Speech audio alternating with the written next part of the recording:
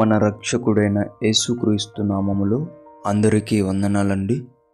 ఈరోజు దేవుని మాటలు లూకా సువార్త 12వ అధ్యాయం 32వ వచనం. చిన్న మంద భయపడకుడి, మీకు రాజ్యము అనుగ్రహించుటకు మీ తండ్రికి ఇష్టమై ఉన్నది. ప్రియమైన దేవుని బిడ్డలారా, భయపడుతున్నారా? నేను శ్రమలు తట్టుకోలేకపోతున్నా, దేవుని రాజ్యంలో ప్రవేశించలేనా? దేవుడు నాకు ఇచ్చిన బిడ్డలను నేను దేవుని రాజ్యంలో చేర్చలేనా? అందరూ నన్ను అంటున్నారు, నువ్వు ఎక్కడ నిలబడతావు? దేవుని పని అంటే ఆషామాష కాదు, ఎన్నో ప్రాబ్లమ్స్ ఉంటాయి. నువ్వెందుకు వచ్చావు? అసలు నువ్వెలా చేయగలుగుతావు? నీకు చేత అవుతుందా? నీవు ఉండగలుగుతావా? నీవు నడిపించగలుగుతావా?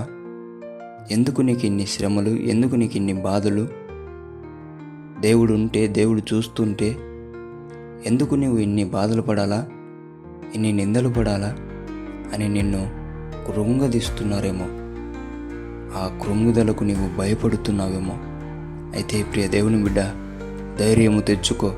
దేవుడు నిన్ను చూస్తున్నాడు.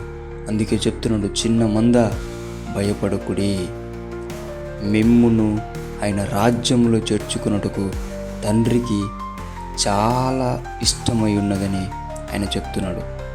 కాబట్టి దేవుని బిడ్డ, నువ్వు చేస్తున్న ప్రయాస దేవుడు చూస్తున్నాడు, నువ్వు పడుతున్న కష్టము దేవుడు చూస్తున్నాడు, నువ్వు నడిపిస్తున్న నీ బిడ్డల్ని దేవుడు చూస్తున్నాడు.